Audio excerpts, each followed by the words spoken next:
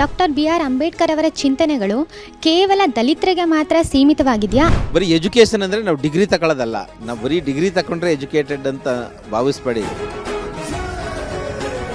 ಅಂಬೇಡ್ಕರ್ ಅವರ ಆಲೋಚನೆಗಳು ಹೇಗೆ ಪರಿಹಾರ ನೀಡಬಹುದು? ಅಂಬೇಡ್ಕರ್ ಅಂದರೆ ಅದ್ಭುತವಾದ ಒಬ್ಬ ಅಧ್ಯಯನಶೀಲ ವಿದ್ವಾಂಸ ಅವರು. ಅಂಬೇಡ್ಕರ್ ಅವರ ದೃಷ್ಟಿಕೋನದಲ್ಲಿ ವಿದ್ಯಾರ್ಥಿಗಳು ಜಾಗೃತರಾಗಿರುವುದು ಹೇಗೆ ಅಂತ.